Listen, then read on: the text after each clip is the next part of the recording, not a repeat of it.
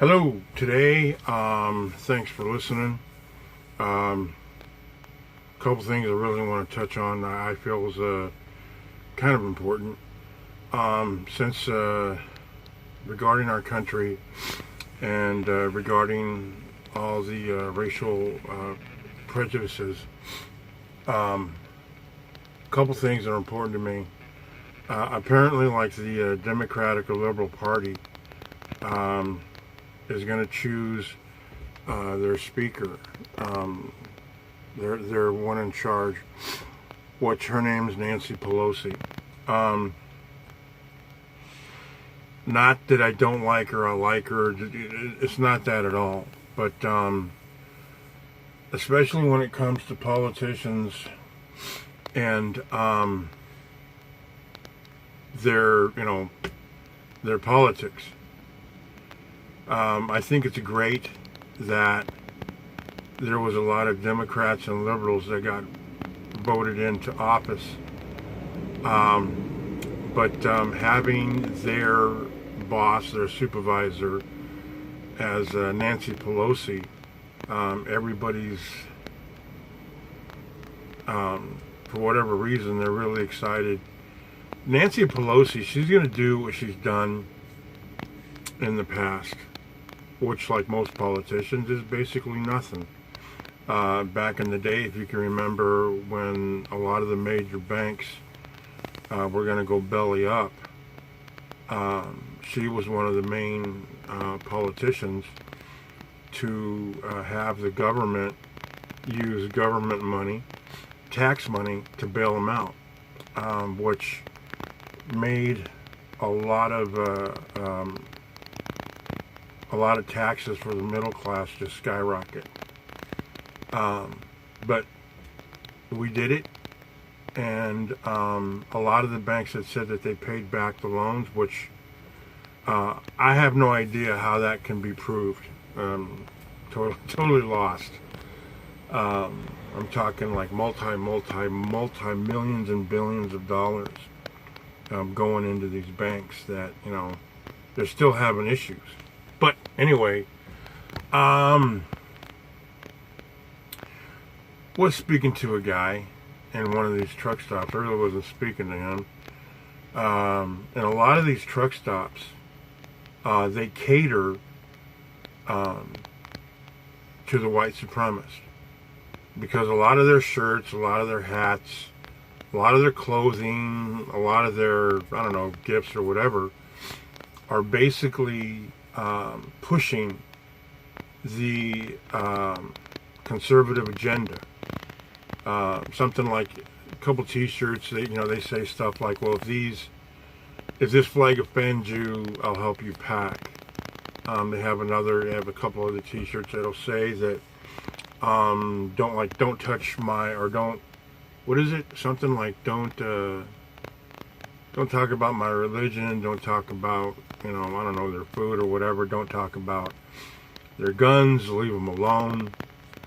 And it really, I was speaking with a guy who was, pro or just for, the Second Amendment, which that's all they could do is spew about the Second Amendment and how the government, the government needs to keep out of their business regarding the Second Amendment. They need to have all the weapons that they need to buy. My opinion, let them have them. Let them buy them. Let them shoot each other. There's nothing admirable that's going to come from a guy that has an automatic weapon. And everything they talk about is a scenario where some idiot who had his own right to carry his firearm, and nothing to do with law enforcement. That's what cracks me up about these people, is we have to have the right to carry firearms. Well, great, go ahead and carry them. We don't want the government to infringe on our right to carry a firearm. Okay, yeah, I get that. And then they start spewing that they're white evangelicals, they're white Christians.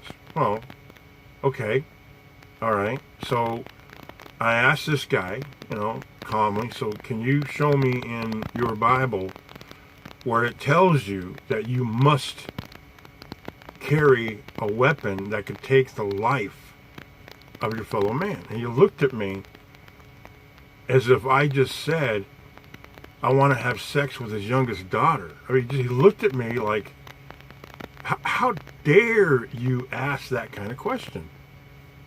And I just said, dude, you want to have that right. I get it. You guys always want to claim that the United States was given to these guys who signed the Declaration of Independence. It was given to them by God. Well, no, it wasn't. It really, no. Okay, and to me, more importantly, the white rich guys, all of them that signed the Declaration of Independence, it was to make themselves richer, more wealthier.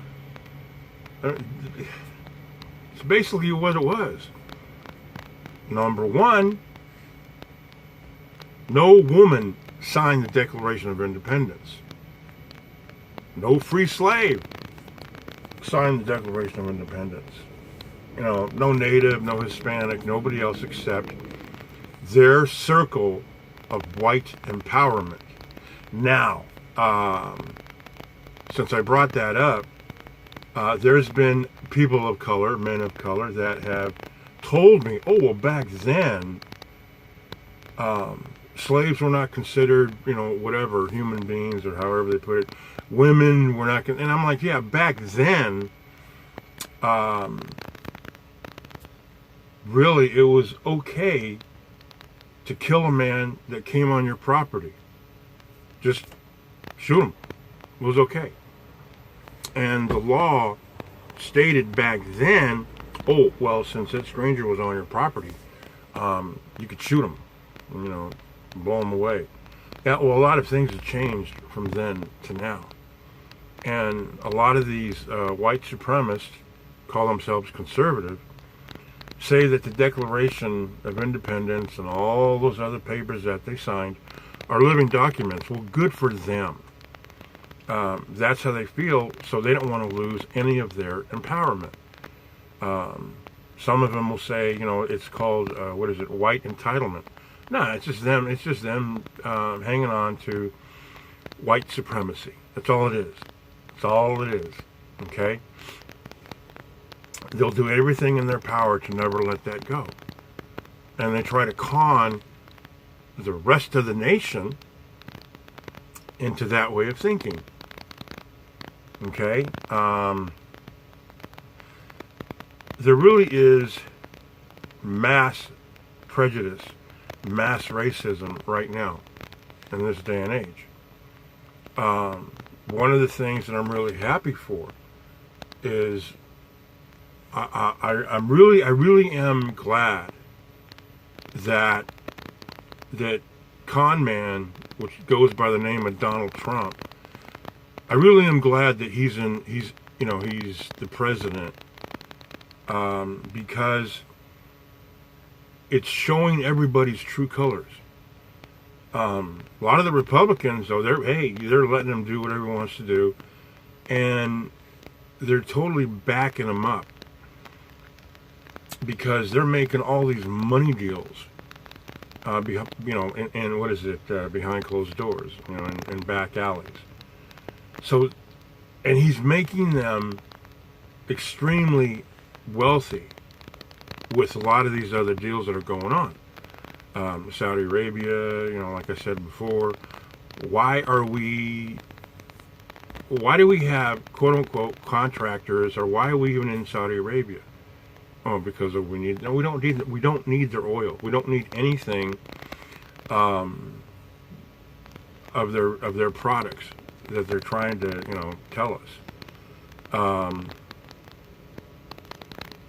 Now, going back to Nancy Pelosi, this last election, um, prove to me that there still is some kind of hope. There really is. We can't, okay, we're not going to change the mindset of these white supremacists who really believe that people like Kavanaugh is qualified for that position. A lot of those politicians, a lot of those Republican conservative politicians, people, oh, they're qualified. No, they're not qualified. I mean, look at the president now. Please tell me who's qualified to be president. And this isn't the first idiot that conned everybody. Okay, go look at Ronald Reagan. Everybody says, "Oh my God, oh man, the economy was great. Oh man, everything was just peachy keen."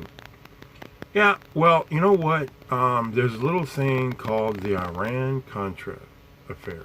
Now, basically, in a nutshell, this is what happened. Ronald Reagan authorized the use of military might in an observation type down into Mexico, Central America, and South America, which was pretty much controlled by the CIA. They could go ahead and do whatever they wanted because they needed to have some kind of an income and a really lucrative money crop, which was cocaine, cannabis, and opium. Okay? Now, everybody's like, oh, never have it, never have it. Yeah, we did. Okay, because it's easy to figure out, well, you know, it's easy to go ahead and look at how the drug cartels adapted military procedures and how they, and how they conducted business. It's because the military, the American military and the CIA showed them how to do it. And they were very successful in how they did it. As long as the American government got their cut. Now, I've heard this many times. I've heard it many, many times that the DEA has the intelligence and the resources to stop all these cartels. And I believe they do. I really believe they do. But once they do, they'll knock the wind out of, the drug cartels in Southern or South America, Central America, and parts of Mexico. Okay? And the rest of the world. Afghanistan, China, even the United States.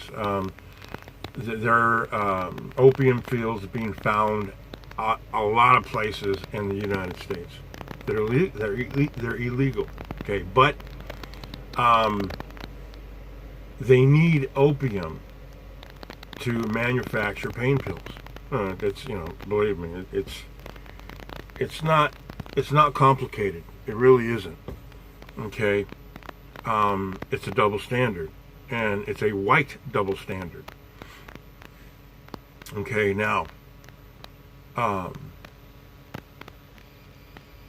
going back to see, or going back to what I said, that if somebody is qualified for a position, no, it's the way it's going now, and the way everybody sees it with the social media, and how the idiot in who heads up Washington, he's showing what they've been doing for decades.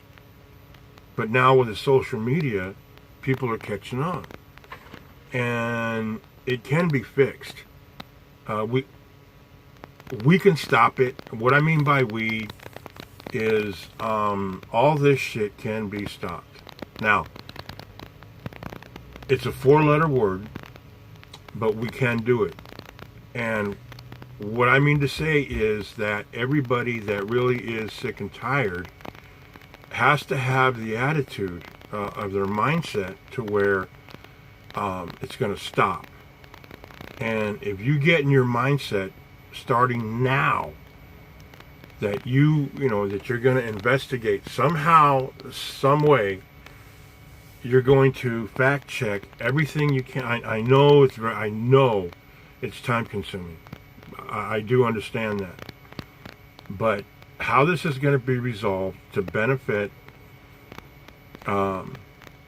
middle class Americans, middle class people who work, middle class people who suffer, middle class people who really wonder how they're going to pay for their groceries or how they're going to pay for their fuel to get to and from work. There is a system, okay? And it's been hidden for, I would say, over a century. But once we know how to crack this system, you don't have to read a book, you don't have to join a class. It's very simple, okay? But it's not easy. People need to vote. This last election proved it. There was a lot of chaos. There was a lot of Republicans that they're shitting bricks. Look at the president. Okay, that's a very powerful thing that you have. And all I'm asking you is don't wait until a week before election day to see who you're going to vote for. Just take a half hour a week. That's all you got to do. Take 30 minutes a week. Check out these people. Check out all these bills that are coming on. Don't be afraid to search it. Don't be afraid to Google everything. All the answers are there. That's all you got to do is search it out. A half hour a week. Just look it up. Hey, this bill says it's going to be illegal for whites to burn crosses on their front lawn. That's all you got to do.